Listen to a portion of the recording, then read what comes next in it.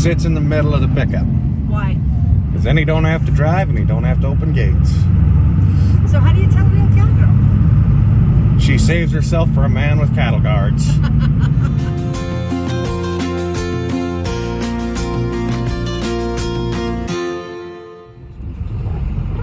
kind of think this road is almost too rough.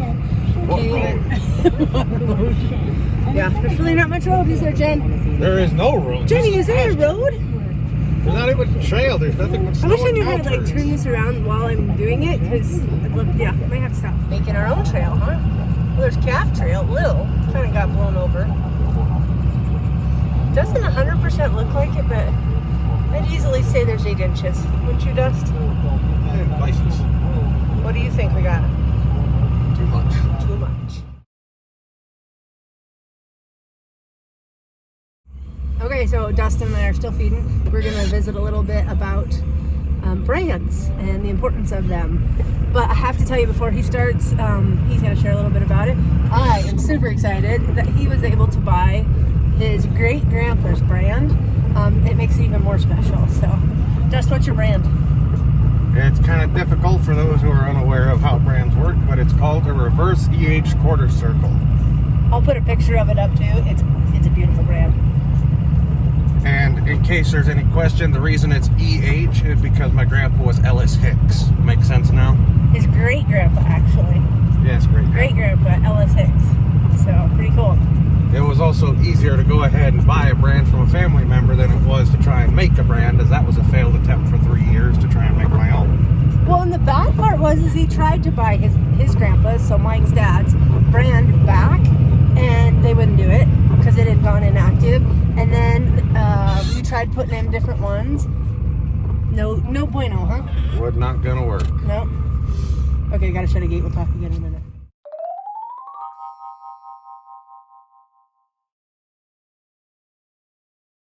Today is that if cattle rustling happens in the current day and age, you're not going to find someone gets a posse and there's not going to be any vigilante justice. No. Despite how satisfying that might be. He's just joking. Aren't you?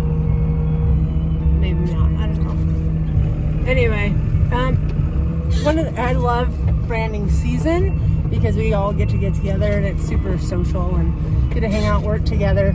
But it's also a necessity because then we get together and we put brands on, obviously for identification. And people ask all the time, does it hurt? I imagine it does hurt a little bit. But cow's hide, even calf's hide, way, way, way thicker than ours, right, Dutch? Oh, of course. Way, way thicker than ours. That's why it gets used to make leather. Exactly, great point. So, what else do we do at branding besides just put brands on? A little bit of everything. He's trying to load a bale, so he's like, stop talking for now.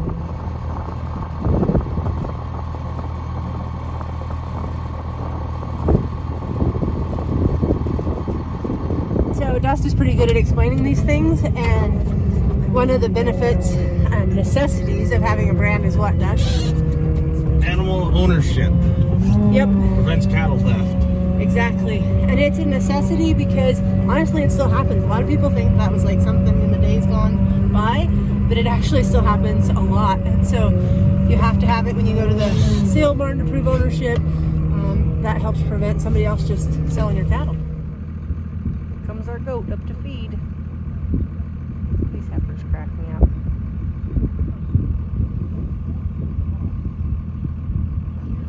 I'm pretty well convinced this might be the best set of 2-year-old, or these are 2-year-old heifers. This will be their first calving. This might be the absolute best set of heifers we've ever raised.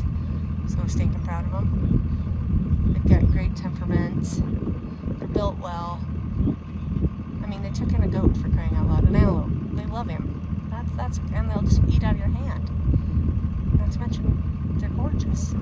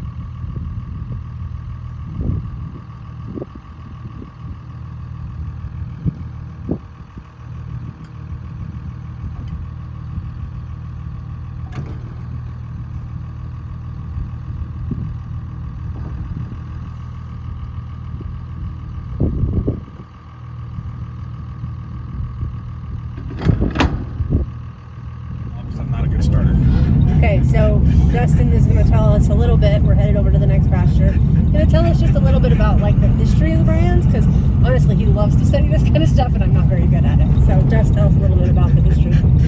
Well, the big reason for most of the history of the brand is because, especially during the American frontier days, especially during the romanticized era of the Wild West, the 1870s to 1890s, what was known as the open range was in effect. Despite some homestead acts, most cattle were just allowed to graze on the open range as was.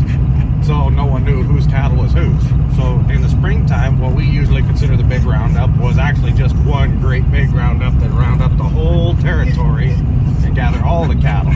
Everyone in the region would be involved in these roundups to try and gather up all the cattle so that everyone could get their brands on them. It was a large part of how you told whose was whose. Now we have fences to kind of keep them separate, but the brands are still essential for ownership when it comes time to trade ownership. But the past was always, in the past there was issues with this. It was always somewhat easy to make up or to falsify a brand if you were really determined enough. And especially during the drought of 1886 and the blizzard of 86 and 87. It wasn't 87 and 88, I can't remember. Oh, shoot, I have no idea. It led to a large number of cattle in this region dying. Because of that, many of the smaller ranchers were actually booted from the spring roundup so that the big cattlemen could try and recoup their losses by claiming more cattle than they actually had. Oh, I didn't even know that. That's what led up to a lot of these tensions. I'll be darned. Is that what kind of started the Johnson County War? That is what started. It's not what started the Johnson County War, but it created the tension for it. Eventually, the Cattlemen's Association got tired of the ranchers fighting back, and they formed basically a vigilante justice group, about 23 members or so, and went to try and take down what they assumed were cattle rustlers. They killed at least 2 men at the KC Ranch and burned the KC Ranch to the ground. Is that KC, Wyoming? That is exactly where KC, Wyoming is now. We've been to KC many times. Justin and I have been over there for dog trials, and it's a glorious place to be. Not to mention the home of Chris Ledoux. Obviously, that's always a good thing. Yeah. But after this happened, they killed 2 men at the KC Ranch and burned it to the ground. Word of this traveled while these guys were heading north, and to say that the ranchers approved of it was very much a lie. They gathered up a group, I think, what'd they say, about 200 head of ranchers went ahead and chased these guys down to what they called the JD Ranch and sieged the entire ranch. Holy cow. I can't even remember how many of those guys they killed. It wasn't too many of them, but they killed a number of them before finally, I think it was the 7th Cavalry finally got called in to stop the bloodshed. Isn't that what the movie like Young Guns is based off of? I believe so. I think it was. Granted, most westerns are based on feuds between the rancher and the cattleman. Well, true. And probably a little romanticized, like unfortunately a lot of westerns are romanticized. This was nothing but just sheer bloodshed. And honestly, I think even modern day ranching gets a little bit romanticized. Like, oh my gosh, it's all sunshine and rainbows. Is it dust? It's not. It's hard work. It's glorious, and I wouldn't trade it, but it's hard work, isn't it, Dust? It's always difficult work, no matter how you try and pin it. If the weather's not trying to get you, you're either dealing with neighbors that are not very neighborly or government agencies being problematic, to say the least. Yep. There's always something. Weather, markets, all of it. Fences. All of it. As is a sign. Yeah, we've got to a gate. We need to go open this. That's not technically true. What's not technically true? The Johnson County War and the blizzard and drought that killed all the cattle did not happen in the same year, if I made it seem like that, consider this behind the scenes stuff. Yeah. But the drought and the blizzard are what led up to it. Those happened in 86 and 87, and it just boiled into tensions that kept building and building until finally there's all-out bloodshed in 1892. So how long was it? Do you know? Any idea when they started using barbed wire? They started fencing? The barbed wire got invented in about 1870 or 1880s. I know that. I can't remember when it wasn't exactly. real cost effective in the beginning. And it just wasn't that effective. Most ranchers at the time used wooden panels for fence. And you clearly cannot do large open ranges with wooden panels. No, like I say, it was way too expensive and just not effective over a lot of this terrain.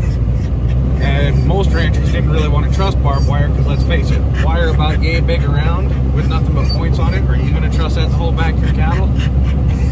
Well, and until you train cattle for a lot of things, electric fence, barbed wire, whatever it is, they'll try it. That's just the nature of cattle or any animal. They don't know what it is, so they're going to try it, right? So back in the day, I'm sure they were like, this isn't going to hold our cows. What actually convinced a lot of these guys, the way I understand it, wish I could remember the guy's name off the top of my head that invented the barbed wire, but he was so confident in his design of it, he literally set up a big round pen of it. I cannot remember where exactly. I think he had a $500 reward he flat placed for anyone who could run their cattle through that fence. Whoa, I didn't know that. Cattlemen from all around brought their wildest cattle and did everything they could to push them through that How many fence. strands was it? Do you know how many strands? Probably 6 strand I was fence gonna on say it that. couldn't have just been a 3. It wasn't a 3-strand. I'm sure that they didn't say how many it was. But it had to be pretty good, actually. I would assume a 6-strand fence because Yeah. you're not going to offer a $500 reward No, in not back in that 1890 day. Oh my gosh. if you're not absolutely confident. And you, yeah, 3 strands. We've been down this road. Most of it will hold them in most of the time, but if really pushed, they will go through 3 strands. And it's also little known knowledge. Back then, barbed wire was a little bit more aggressive than it is today. And that is the truth. I've seen pictures of what the barbs look like. The barbs back then were mean. They'd actually hurt cattle. The whole Now- idea was they're not going to do it. Right, and now they're smaller barbs. But most cattle have always grown up with barbed wire now, so they know the difference and they don't try it like probably those cattle back then did. The smaller barbs don't injure them near as much, and especially as someone who's fenced all his life, the smaller barbs make it much easier to handle. Oh goodness, yes. I can't even imagine if they had Oh. them big barbs on them. Oh my gosh. That'd be a nightmare. That would be such a nightmare. So, hopefully that kind of gave everybody a little idea. That's fun. Dust, we need to do this more often. We are getting 2-year-old heifers though, so we are going to focus on feeding, right? We're going to focus on feeding, yes. So come back for rants from Reverse EH. He has... He's probably going to cut this out. I might cut this out. Who knows? He wants to do that, but my son can rant because he loves to learn and he loves to study. And I'm not sure it's a rant usually, but sometimes with Dust it is. I'm Junebug. Jimmy, you like feeding? Dust, you like feeding? Dust, do you like feeding? Do you like feeding with your mom? Do I have to answer that? Yeah, you have to answer it. Not as bad as it could be. Okay, I'm having fun. I actually just said that. Like, usually I'm in the pickup, he's in the tractor, Mike's in another tractor. Like, this is kind of fun to be able to feed together, grain together, do all that. And that's the kind of love I get. Really, Dust. If I didn't make fun of you, you'd think I didn't love you. That is totally a Hicks thing. I don't know if anybody in their families deal with that. The Hicks family always says that. If I didn't make fun of you, you wouldn't think I love you. I don't know. I think that's actually a lie. I think I would still know you love me if you just said I love you. And you open gates every now and then.